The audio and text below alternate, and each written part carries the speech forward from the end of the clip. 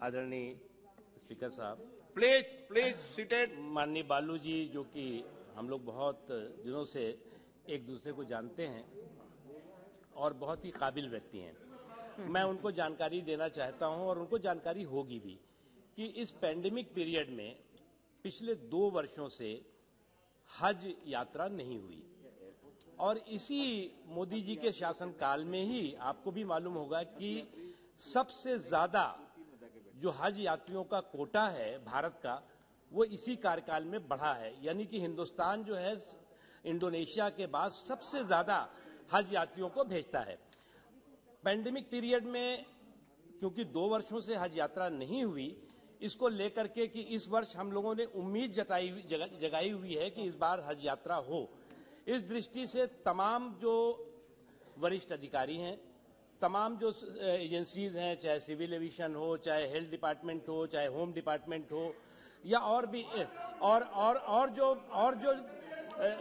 Saudi अरब की सरकार से संबंधित है, तो हमें हज यात्रा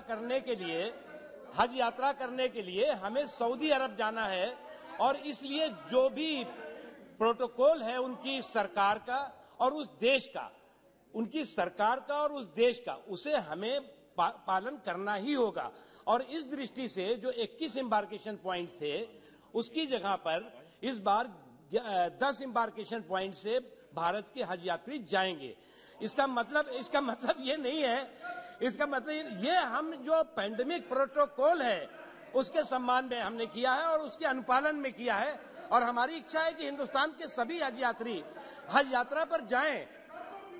असाउद्दीन ओवैसी जी, आप कुछ बोलना चाहते थे? ओवैसी जी, हमारे मंत्री से पूछना चाह रहा हूं कि ये स्कीम में मदरसा मॉडर्नाइजेशन स्कीम में इन्होंने कहा कि 520 करोड़ रुपए दिए यूपी में। सर, यूपी में आपने अब तक 5 साल में कितने पैसे दिए और इस साल का देने का कितना पैसा देंगे वो मदरसा मॉडल स्कीम के साथ? 50,000 टीचरों को तनख्वाह नहीं मिली। मंत्री जी जवाब दीजिए इसका।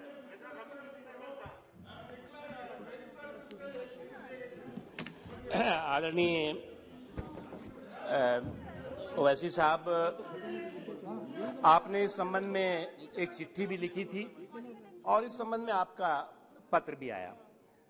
मदरसों में और इसके अलावा जितने भी शैक्षणिक संस्थान हैं, उनमें अलग अलग जो हमारे केंद्र सरकार के और राज्य सरकारों के भी एजुकेशनल एम्पावरमेंट की स्कीम्स हैं, उसके तहत लोगों का एजुकेशनल एम्पावरमेंट हो, इसके लिए हम काम कर रहे हैं। जहां तक सवाल है मदरसों का, अलग अलग मदरसों के बारे में ये आप दोनों मित्र हैं? नहीं, आप दोनों मित्र हैं, दोनों मिलकर बात कर लेना। मदरसों का पूछा है उन्होंने, उसमें जो है वो इस देश में, जैसा कि आप जानते हैं, आप दोनों कि लगभग 28,590 मदरसे हैं जो रजिस्टर्ड हैं और उसमें जो है वो 1,47,000 टीचर्स हैं और इन 1,40,000 टीचर्स के अलावा जो है वो हमने जो अलग अलग स्टेट के मदरसे बोर्ड हैं, उन मदरसे बोर्ड और राज्य सरकारों द्वारा जो भी रिकमेंडेशन आती है, उस रिकमेंडेशन के आधार पर हमने जो है वो अभी 3-4 दिन पहले ही जो है वो उन राज्यों की जो मांगे थी उसको हमने अप्रूव किया है और उनसे यूसी आएगा तो उसके बाद रिलीज होगा। Thank you. आप दोनों मित्र हैं, बालू जी और आप दोनों मित्र हैं। आपको मंत्री जी बुला रहे हैं आपके चेंबर में, आपको बैठकर बात कर लेंगे। सिविल एविएशन मिनिस्टर भी साथ में रहेंगे और इस समस्या का सोल्यूशन कर लेंगे। मैंने रास्ता बढ़ा दिया। आपके साथ माननीय मंत्री जी बैठ रहे हैं, सिविल एविएशन मिनिस्टर बैठ रहे हैं, दोनों बैठकर बात करना चाहते हैं। सिविल एविएशन मिनिस्टर एंड मंत्री जी, दोनों मंत्री जी बैठकर आपसे चर्चा कर रहे हैं आपके चेंबर में और समस्या का सोल्यूशन करेंगे। ओके?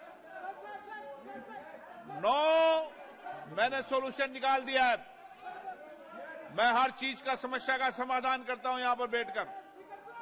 आपको बता दिया है कि सिविल एविएशन मिनिस्टर, अल्पसंख्यक मंत्रालय, दोनों मिनिस्टर बैठकर आपसे चर्चा करेंगे, बातचीत करेंगे और समस्या का जो भी बेहतरीन समाधान होगा, कोविड पालना करते हुए उसका समाधान करेंगे। That's all. माननीय सदस्य, मुझे कुछ विषयों पर स्थगन प्रस्ताव की सूचनाएं प्राप्त हुई है। मैंने किसी भी स्थगन प्रस्ताव की सूचना की अनुमति नहीं दी गई है।